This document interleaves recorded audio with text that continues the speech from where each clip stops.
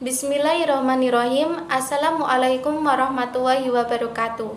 Selamat pagi teman-teman, dan selamat pagi juga kepada Bapak Khodratun Najah MPD. Semoga kita dalam keadaan sehat walafiat.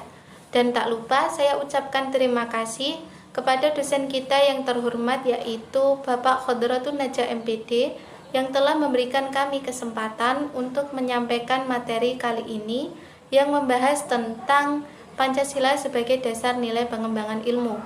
Sebelum kita mempresentasikan, akan saya perkenalkan terlebih dahulu anggota kelompok kami. Yang pertama, Zuni Siti Khotijah, NIM 2020310087, saya sendiri.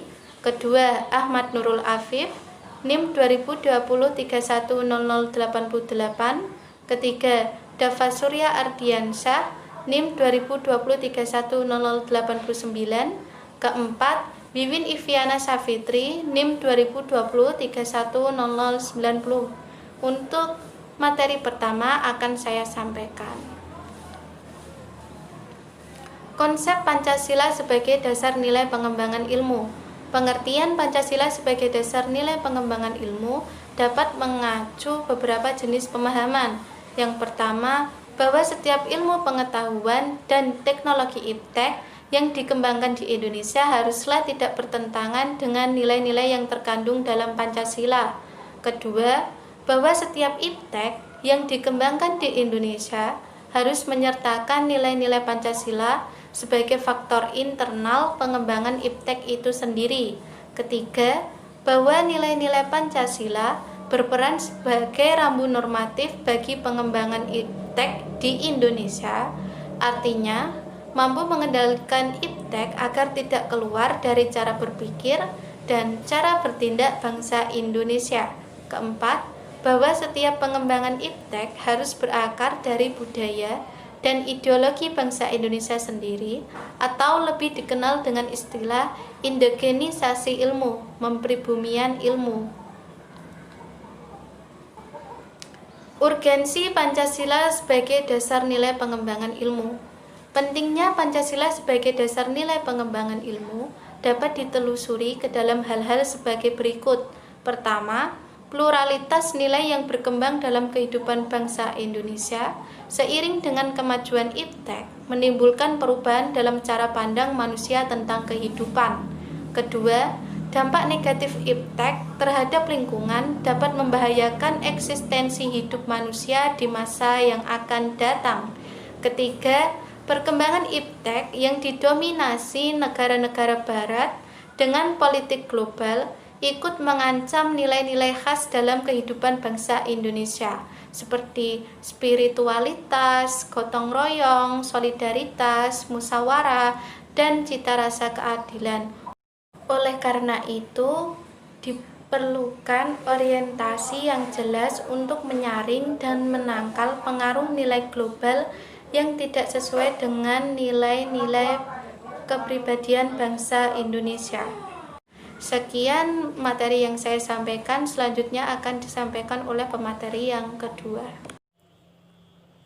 Assalamualaikum warahmatullahi wabarakatuh. Baik, untuk materi selanjutnya akan saya sampaikan. Sebelumnya perkenalkan, nama saya Ahmad Nurul Afif, NIM 2020310088. Materi selanjutnya adalah alasan diperlukannya Pancasila sebagai dasar nilai pengembangan ilmu. Beberapa alasan diperlukannya Pancasila sebagai dasar nilai pengembangan ilmu pengetahuan dan teknologi dalam kehidupan bangsa Indonesia adalah sebagai berikut. Yang pertama, yaitu agar tidak terjadi kerusakan lingkungan akibat iptek, baik dengan dalih percepatan pembangunan daerah tertinggal atau upaya peningkatan kesejahteraan masyarakat. Oleh karena itu, nilai-nilai yang terkandung dalam Pancasila dapat dijadikan pedoman agar tidak terjadi kerusakan lingkungan akibat dari pengembangan iptek. Alasan yang kedua adalah untuk mengontrol dan mengendalikan kemajuan iptek. Artinya, penjabaran nilai-nilai Pancasila dapat dijadikan pedoman dalam mengontrol dan mengendalikan kemajuan iptek yang berpengaruh kepada cara berpikir dan bertindak masyarakat. Alasan yang ketiga, yaitu menjaga nilai-nilai kearifan lokal.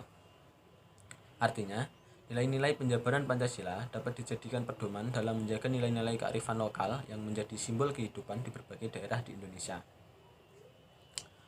Untuk materi selanjutnya adalah konsekuensi ilmu pengetahuan yang tidak berlandaskan Pancasila. Pengembangan ilmu pengetahuan yang terlepas dari nilai ideologi Pancasila dapat mengakibatkan terjadinya pengembangan ilmu pengetahuan yang cenderung berkembang tanpa arah dan tanpa orientasi yang jelas. Sehingga Pancasila di sini sebagai prinsip pengembangan ilmu pengetahuan yang ada di Indonesia. Baik, sekian materi yang dapat saya sampaikan. Apabila ada kesalahan-kesalahan kata, saya mohon maaf. Untuk materi selanjutnya akan disampaikan oleh teman kita yaitu Dava. Assalamualaikum warahmatullahi wabarakatuh. Nama saya Dava Surya Ardiansyah, NIM 2020-31089. Saya akan menyampaikan materi yang ketiga, yakni sumber dan tantangan Pancasila. Pertama, sumber Pancasila sebagai dasar nilai pengembangan ilmu di Indonesia. Yang pertama yakni sumber historis, dua sumber sosiologis, dan yang ketiga sumber politis. Yang pertama, sumber historis, yakni terletak pada pembukaan Undang-Undang tahun 1945 pada alinea keempat. Selanjutnya dapat ditelusuri dalam berbagai diskusi dan seminar di kalangan intelektual di Indonesia. Salah satunya yakni di perguruan tinggi. Sumber yang kedua yakni sumber sosiologis, yang dapat ditemukan pada sikap masyarakat yang sangat memperhatikan dimensi ketuhanan dan kemanusiaan, sehingga iptek tidak sejalan dengan nilai ketuhanan dan kemanusiaan biasanya terjadi penolakan.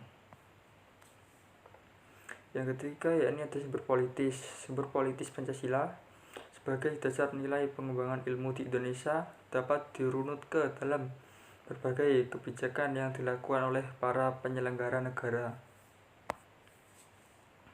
Selanjutnya ada tantangan Pancasila sebagai dasar nilai pengembangan ilmu. Yang pertama yakni kapitalisme. Kapitalisme yaitu sistem ekonomi di mana perdagangan, industri, dan alat-alat produksi dikendalikan oleh milik swasta dengan tujuan memperoleh keuntungan dalam ekonomi pasar. Yang kedua adanya globalisasi, yakni proses integrasi ke ruang lingkup dunia, kemajuan teknologi dan transportasi yang dapat membuat hubungan yang bersifat global yang meliputi semua hubungan yang terjadi dengan melampaui batas-batas ketatanegaraan. Yang ketiga yakni ada konsumerisme, yakni sebagai paham atau gaya hidup yang menganggap barang-barang mewah sebagai ukuran kebahagiaan, kesenangan, dan sebagainya.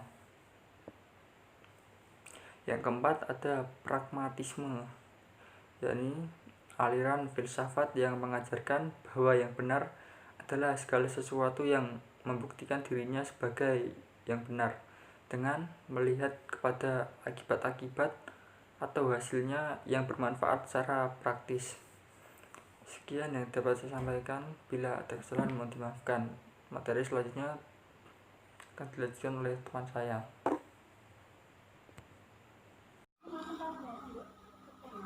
Assalamualaikum warahmatullahi wabarakatuh. Saya akan melanjutkan materi yang selanjutnya, yaitu peran nilai sila-sila Pancasila dalam pengembangan ilmu.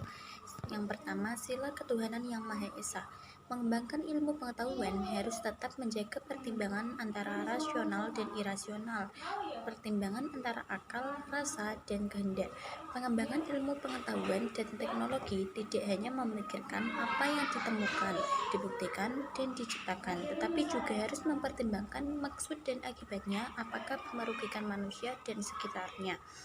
Ketuhanan dalam kerangka Pancasila mencerminkan komitmen yang etis bangsa Indonesia untuk menyelenggarakan kehidupan politik yang berlandaskan nilai-nilai moralitas dan budi pekerti yang luhur. Ilmu pengetahuan dan teknologi dimanfaatkan untuk mengamalkan komitmen etis ketuhanan ini.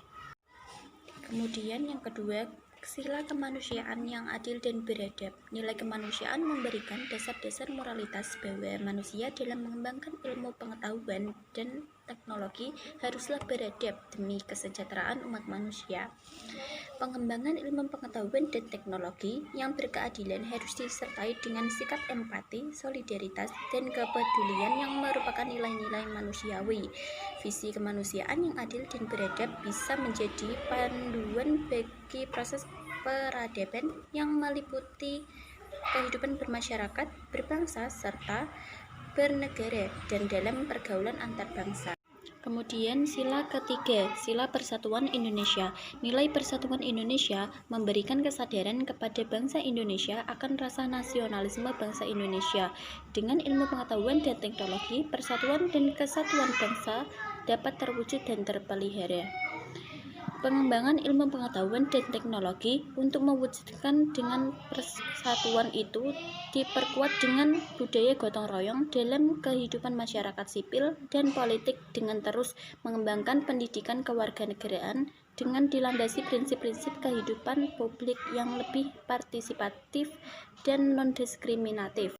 Kemudian sila yang keempat yaitu sila kerakyatan yang dipimpin oleh hikmat kebijaksanaan dalam permusyawaratan perwakilan. Nilai kerakyatan mendasari pengembangan ilmu pengetahuan dan teknologi secara demokratis, yang artinya setiap ilmuwan harus memiliki kebebasan untuk mengembangkan ilmu pengetahuan dan teknologi. Ilmu pengetahuan dan teknologi yang telah teruji kebenarannya harus dapat dipersembahkan kepada kepentingan rakyat banyak. Nilai kerakyatan juga mensyaratkan adanya wawasan ilmu pengetahuan dan teknologi yang mendalam yang membatasi ruang dan waktu tentang materi yang dimusyawarahkan. Melalui hikmah itulah, mereka yang mewakili rakyat bisa merasakan, menyelami, dan mengambil keputusan yang bijaksana yang membawa Indonesia kepada keadaan yang lebih baik. Kemudian sila yang kelima yaitu sila keadilan sosial bagi seluruh rakyat Indonesia.